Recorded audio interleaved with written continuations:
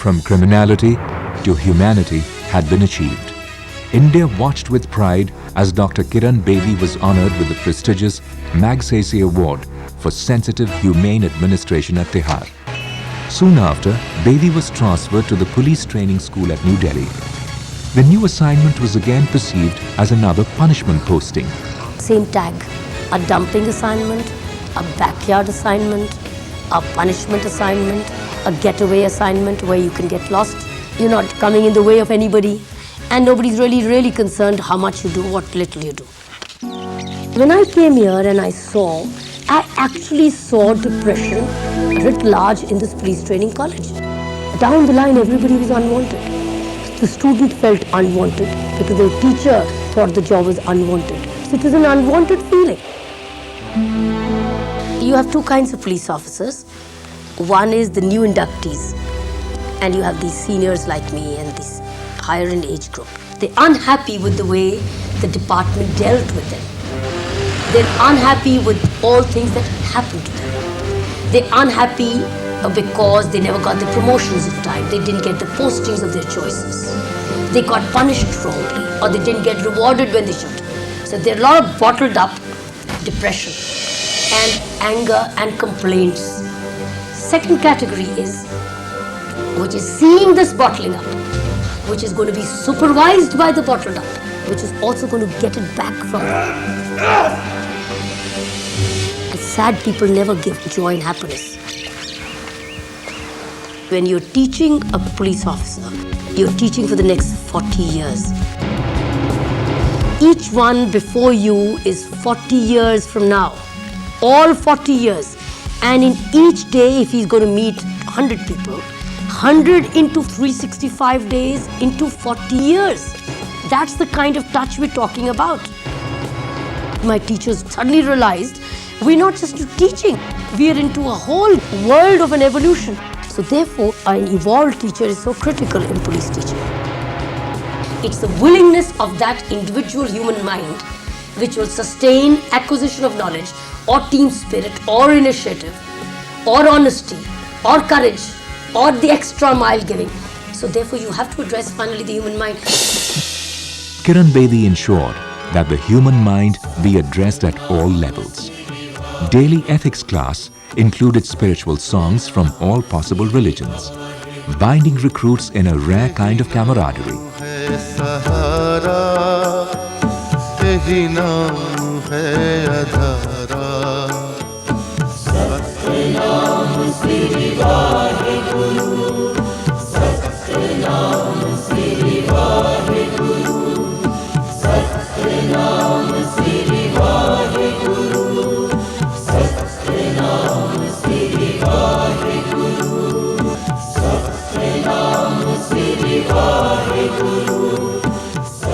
May all beings be happy. Why? Because you're happy within yourself. So happiness is never individually restricted. That's the brilliant joy. And you want the entire sunshine to come to you. But then you don't absorb it. You want to reflect it back.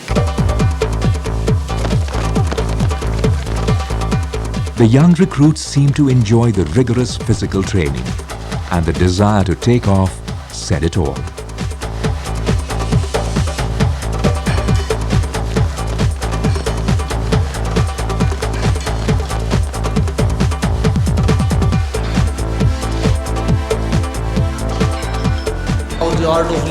Through the Art of Living program, the kind of training that is being imparted to us in self-policing is one of a kind. When we asked a British police officer if such training was given in the United Kingdom, he had no answer. This is the result of the efforts made by Dr. Kiran Bedi. When we graduate from this place, we will change the image of the police. It will be very different from the prevalent one. We will try to be worthy of our training. That's exactly what I want the police officers to be. Make the use of your posting, whatever you have now, before this also becomes a yesterday, while you're worrying about tomorrow's posting. Just do your best with whatever you get today, because there's just enough to do wherever you are. They already have their young anxieties. Where am I getting my posting? Whether I'll have a house. Their integrity temptations will be very high. They'll be right on the road where people will be offering them a lot of money and temptation. They may be taking things which is not their right. They may be doing injustice when actually justice for reasons of temptation, a transfer, a posting, an obliging. They have a lot of anxieties. What kind of seniors will they get? What kind of orders will they be able to say yes or no? So they are full of anxiety. His leave is not his right. His rest is not his right. And the demands on him are very, very heavy in the times of terrorism today. Very, very high. His life is in danger many times. His family is waiting for him. His family is deprived of him. All these are also going to be bottling him up. That man is going to be very highly stressed. So let's prepare before he cocks himself. We have to, during training, give them the most powerful tools of managing their own anxieties. And the seniors never had such opportunities to get it at training. And here we try to give them at training, right at the source, they get the tools to manage their anxiety from day one. I'll definitely take part in Vipassana, come what may. And with this, Dr. Kiran Bedi brought Vipassana to the police training school.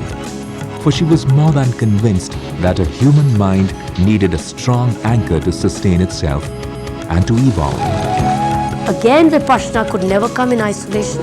We have in our training a spiritual hour called the Human Values Hour, where different teachers are coming and sharing with them why it is necessary for them to be good human beings.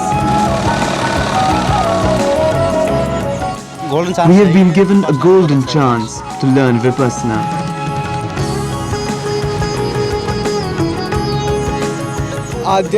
Madam wants us to become physically, mentally and spiritually strong. As police personnel, we have to deal with the public daily. More often than not, we tend to lose our temper. Vipassana will be very useful in helping us to stay calm. Through Vipassana, I want to discover how the divine energy within us works.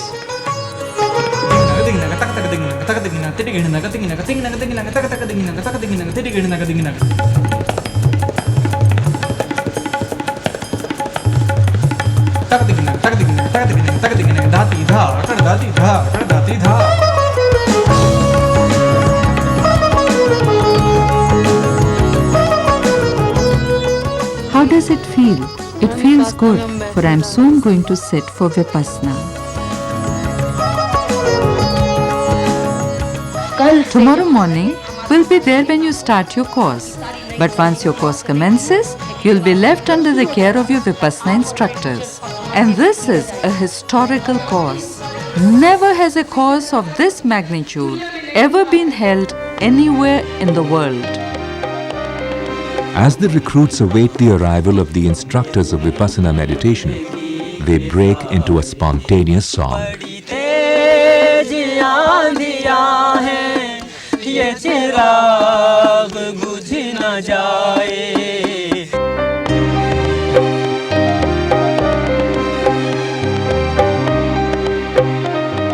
The vehicle with the instructors enters the moonlit lanes of the police training school. Vipassana courses conducted by Mr. S.N. Goenka and his vast team from all over India offer selfless service to mankind without any financial consideration whatsoever. During the 10 days long course, Vipassana meditators have to abstain from wrong thoughts and deeds, intoxicants, telling lies, and killing of any living beings. Encaved in our own entangled world, laboriously walking the endless desert of life, surmounting its unlimited challenges. Mostly lonely, often lost and restless, torn within, at times bleeding.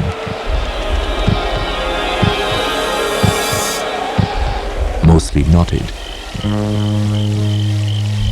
We do not breathe easy. Not always. What are we looking for? What is darkness looking for? Radiance.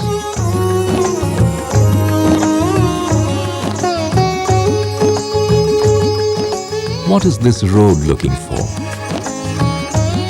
A peaceful destination.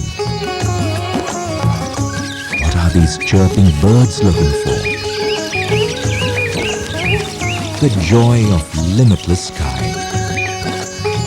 What is the luminous sun looking for? A brilliant life.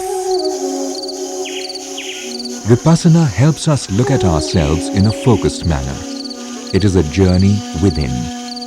A journey through crooked lanes, through fears and joys.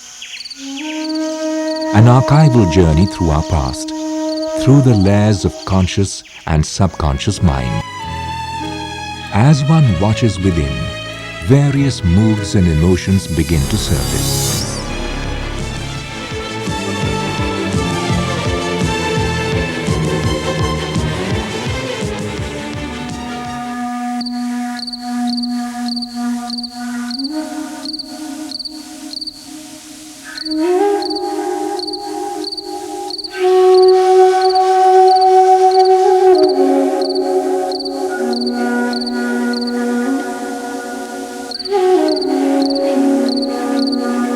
Slowly, our inner knots begin to unfold.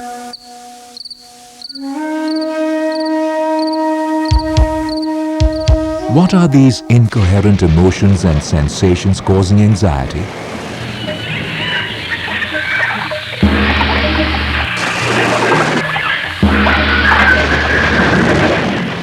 Suddenly, confusion snaps, and I feel like a fragrant particle of dust soaking in the freshness of a raindrop. Exquisite and unique.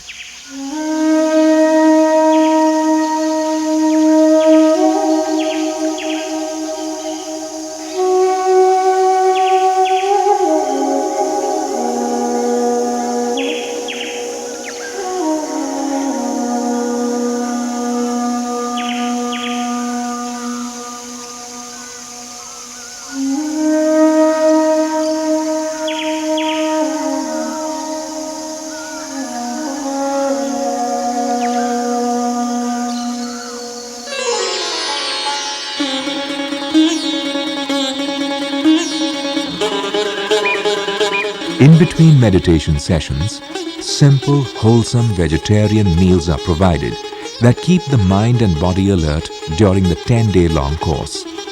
Throughout the course, the Vipassana student is required to observe complete silence in order to remain constantly in touch with his or her inner self. Chirping in one's soul begins with purification of one's mind.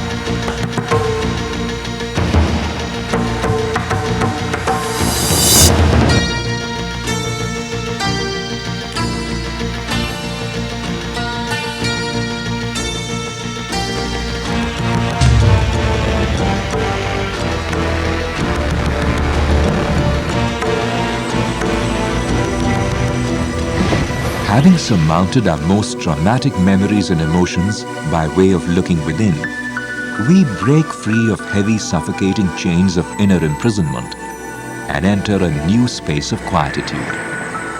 From saturated passive participants, we become alert observers of life. Vipassana helps us discover our own rhythm and carve our own future. Life can be a journey of bondage or liberation. The choice rests with us. In Vipassana, one observes the natural breath as it is, as it comes in and as it goes out.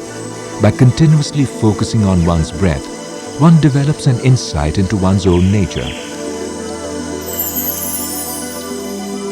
Vipassana teaches you the technique of watching yourself.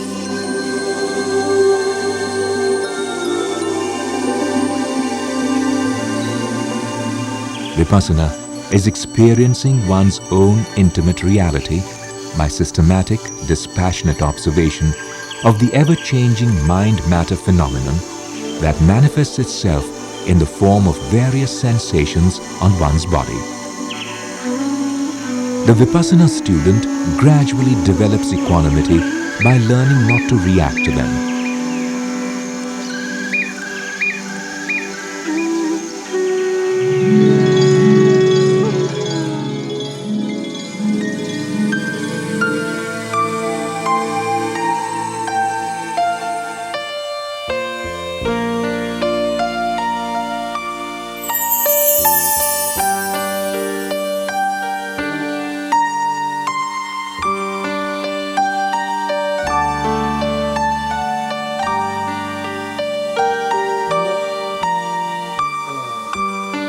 During meditation, we experience tender and happy feelings as well. The meditator here too observes herself impartially till she reaches a stage where she gets an objective, aerial view of life.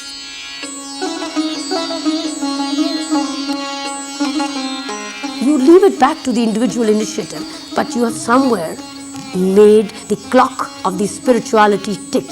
A sound is also heard. It gets suppressed, it becomes louder. And I've not seen anybody saying, suppress it. I don't want to hear it. Because these 10 days teach you to listen to your own clock.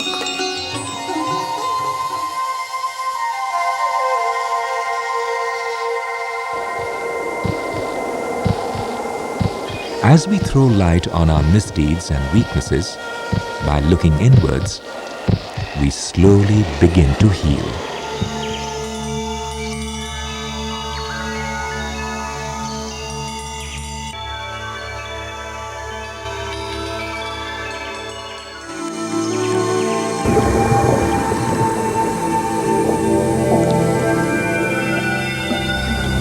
As one gets deeper into meditation, impurities at the subconscious level begin to get eroded.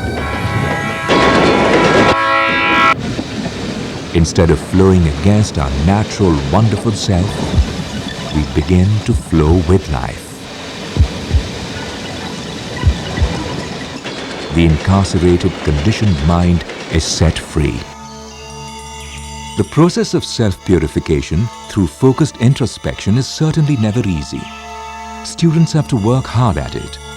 Through persistent endeavor, a student arrives at his own individual realization, as no one else can do it for him. Therefore, meditation will benefit only those willing to work seriously and observe the discipline, which in turn brings great rewards for the meditator. Students are free to share their experiences with their respective instructors and seek guidance to get maximum benefit.